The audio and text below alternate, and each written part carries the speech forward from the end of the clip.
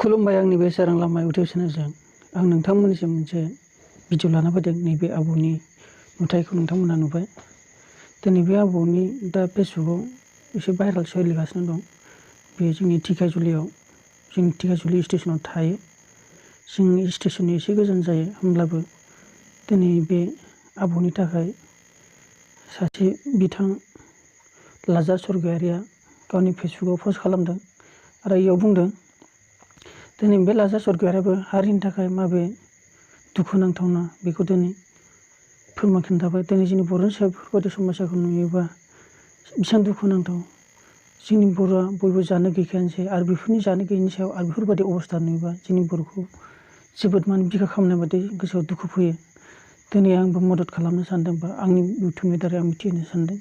जाय मालिक जाय फिसाला बा न'खरनि मानसिफोर दं बेखौ दिनै सोरबाफोर नुदोंबा लांफैफिननो हागोन न'खरनि मानसिया। दा आं बेखौहाय आं भिडिअ गाबोननि स्टेशनसिम थांनानै आं दिन्थिनो नाजागोन। होमब्लाबो दिनै बेखिनिखौ नोंथांमोननो मिथिहोनो नाजानोसै। दा नैबे लाजा स्वर्गयारिया लिरदों आरो मोननैसो कमेन्ट। दुखुनांथाव आबौनि जिउआ दिनै दुखु मोनदों आं। धेकियाजुलि स्टेशनावनो बोथिसे ओंखामनिबो थाखाय गोब्राब अबस्था जाना दं। आं सोंदोंमोन मा जाहोननि थाखाय बिदि जाखो होनना। फिसाज्लाया बोरायबाय जेबो मावनो हाला होनना न'निफ्राय होखारहरदों होनना खिन्थादों आबौआ। आय' गावनि जोनोमगिरि बिफाखौ माबे बिखाजों बिदि खालामनो हायो। बिमा बिफाखौ मान होनो रोंनायानो मानसिनि देरसिन गुन। नाथाय बिदि खालामनाया बर' जाथियाव जास्ट सिम्पोलसो। बेनिखायनो दाबो गोबां बर' हारिया सावनि आखाइ हागासिनो दं। अन्नानै बयबो हेफाजाब होदो, प्लिज शेयार खालामदो। अन्नानै मानगोनां बाथासिनि रायजोफोराबो जे एसे हायो अनसुंथाइ होदो।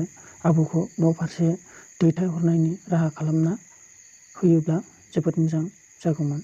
आं आबौनि एड्रेसबो सोंनाय जायासै, गोसोआव दुखु मोनदों।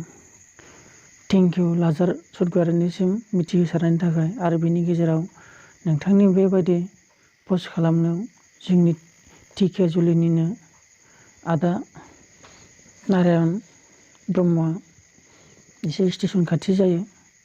आदाया जों गामिनिनो आदा बे हरखाबै बेफोरबायदि फेसबुकआव नुनाय हिसाबै आदाया माने थांब्रबनानै नायहैदों आरो सोंहैदों होनना बुंदों आरो कमेन्टआवबो मिथिसार होदों। दा बे कमेन्टखौनो आं दा नोंथांमोननोबो मिथिहोनो लुगैयो। आदा नारायणआ होनदों आरो माने बिनि जिखिनि बे लिरबाय बिनि आबौनि थाखाय बेयाव माने आदाया नुनानै लिरदों आरो नोंमारगौ नामा र' आं खबर लाना फैनि होननानै बुंबाय फार्स्टआव। आरो बे मानसिखौ मोनबाय। बर्थमान मानसिया हाब्रुबारियाव फैदोंमोन होननानै बुंदों। सोंगासिनो दं आरो माने सोंगासिनो दं होनदों आरोना। आरो नेक्स्टआव होनबावबाय आदाया बेयो हाब्रुबारियाव अदाल माहाजोननाव 2 बोसोर दाहोना थादोंमोननो। बिथाङासो मोजां मिथिगौ। बिथाङा अन्नानै हेल्प खालामफैबा मोजां जागौमोन प्लिज। बेखौनो होनदों। बेयाव सर्ट लिरनाय जादों नालाय मेसेजआ। सोर माहाजोना होनदों अदाल माहाजोननाव 2 बोसोर दाहोना थायो होनदोंमोन। दा आदाया बैखौ हमना बुंदों जाय बिथाङा बेखौ लोगो लाफाबाय थानायाव जा अदाल माहाजोनाव थायोमोन बे आबौआ। बे मालिकआथ' मिथिखाथारगोन। हरखाबै मदद खालाम। दिनै नोंथांखौबो दाहोना थानानै एसेबाबो नोंखौ मदद खालामनानै नोंखौ आलोयै जाहोबोबाय जानांगौ आबौआ। दाहोना थानाय होनबा जोबोद खस्थ'। हालेवनायजों नांगोल एवनायजों दुखु खस्थ' सहायनाय जायो। बेबायदि मावग्रा मानसिखौ माहाजोना जाहोगारनायनिबो जेबो लस गैया।